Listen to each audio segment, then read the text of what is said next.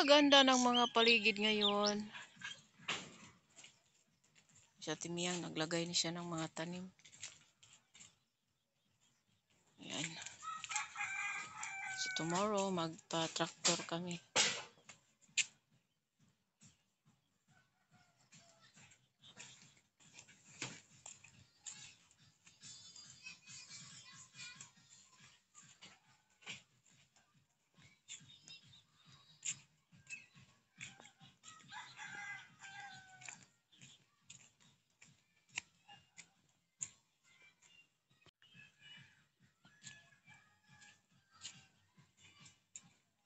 Good morning everyone, welcome to Julife in the Philippines. Today is a Monday, so back to work na naman tayo dito sa Zoom. Ayun sa kuan nila ni ma'am. Then ang gagawin today is mag traktor kami, pa traktor haro sa yung kanyang property para kasi for how many days na umuulan, din kailangan yung madaro na ito para pakapundo na yung tubig. So ano, galing natin Miyang naglagay din siya ng kuan nito, kanang saging.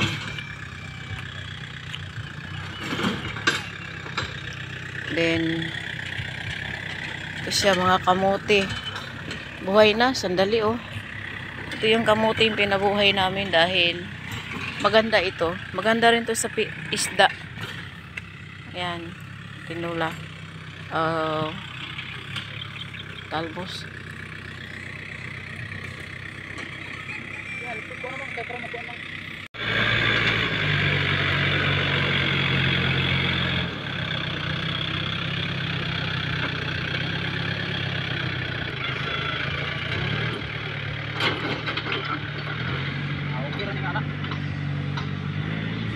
Lambot man yung yuta nan.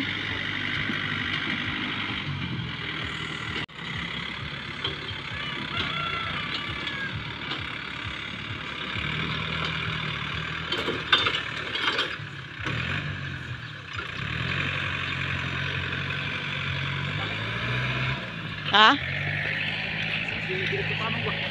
Lagi, ganda ng lupa na to oh.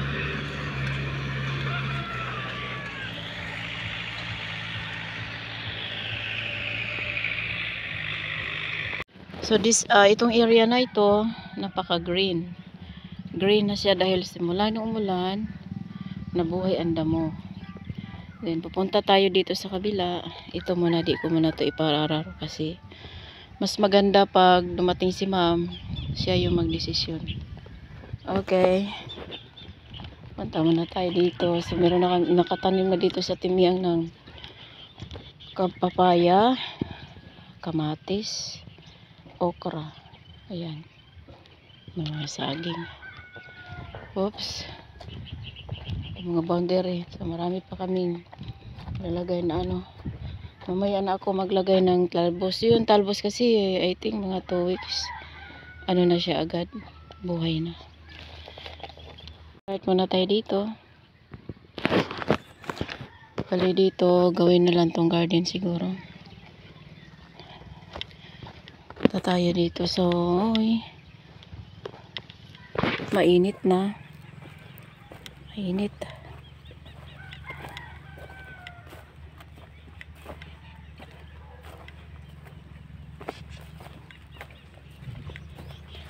Sugag. Nito kasi, lalo na pag nagsimula ng umulan. So, kailangan siyang i-ararohin na. Kasi pag mag-ulan, pundo na yung tubig. Excuse me. Ayan. So, yung kalabaw dito lang yan sila isuga. So, tingnan natin kung boundary to boundary. So, yung mga boundary, nilagyan na lang siya ng saging. Yung coconut, yung iba. Yeah. Saan tayo? So, for how many years? Ngayon lang to naararo ulit daw, sabi ng may-ari.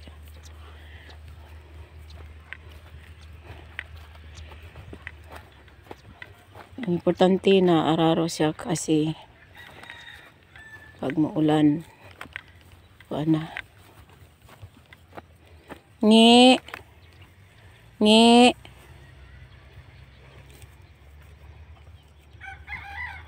Busog yung kabaw.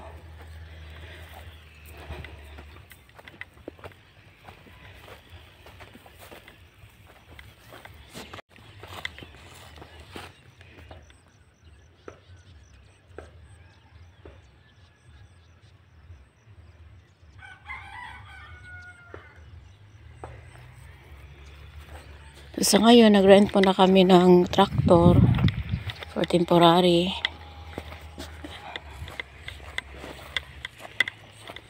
Yung sa kabila naman, nag-ano na rin, nag-araro sila doon.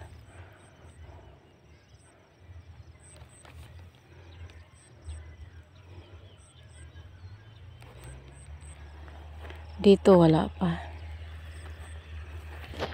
Mas maganda yung nauna.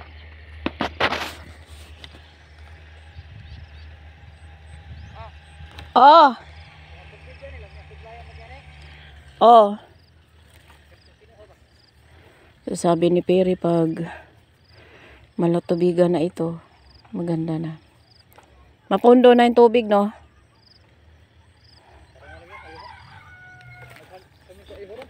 Ha?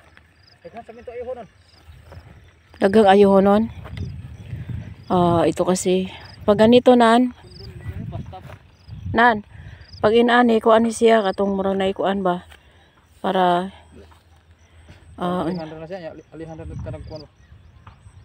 alihan para in case pag naitubig hindi siya pupunta sa kuan.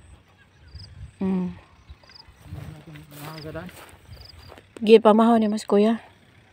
Kana ko diretso rong guni ana mo nang yung giunan yung tagas nga kanang saminto kay iya manang iya kana na diretso ng tundagan. Okay, maganda.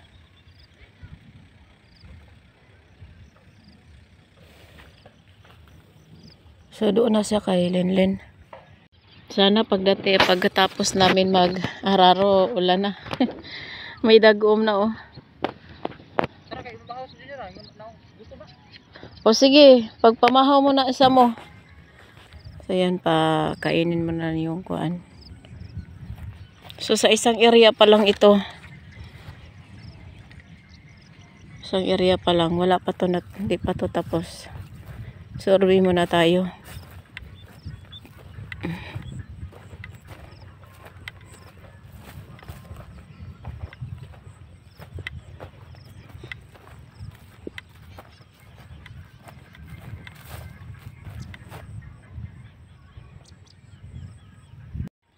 Bawain mo na sa Kuya Junior. Next, punta muna tayo dito.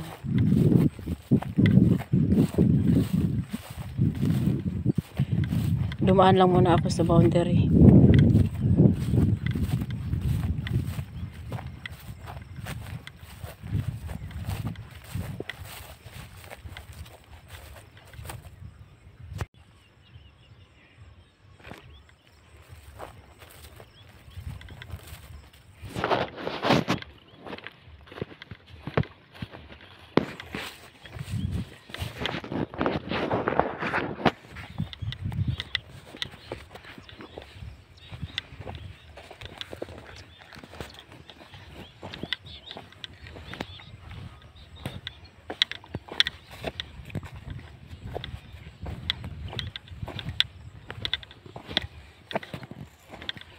Meron kasing ibang kuan nito na semento.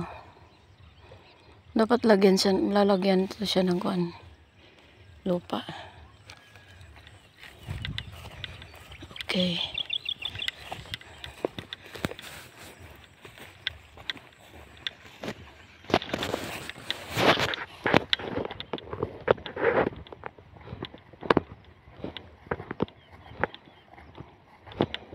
Dito pa lang.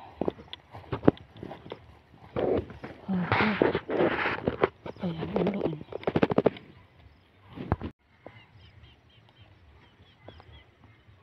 Sigurado pag matapos ito, kuan na.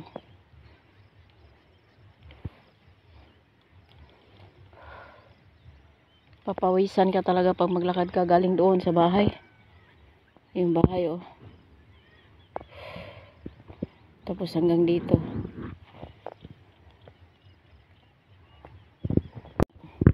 Tawid na lang din doon sa kabila.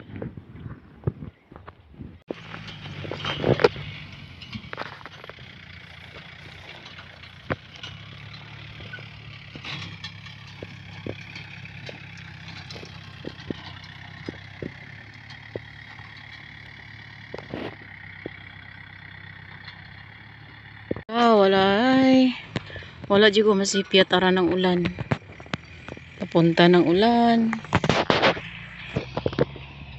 Check ko muna dito yung nagtraktor para matapos.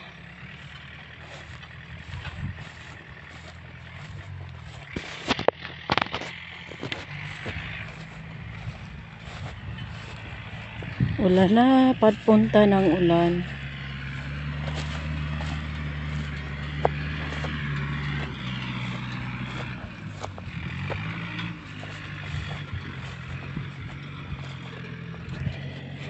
So ito next boundary to siya sa kuan to. Ayan. Ulan, hehe. Kabilis na kuan yung mga gilid-gilid, oh.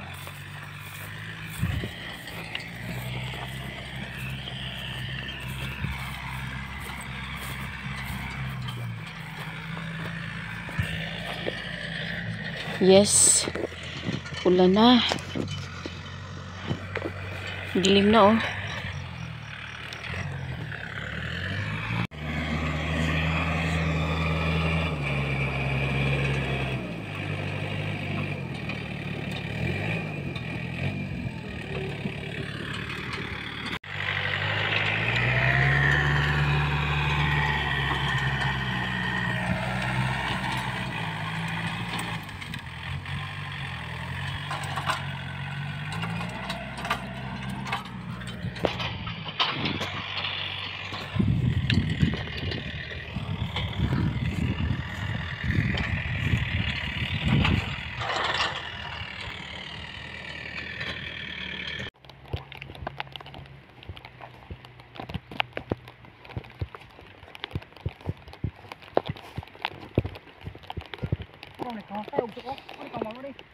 Then, anak.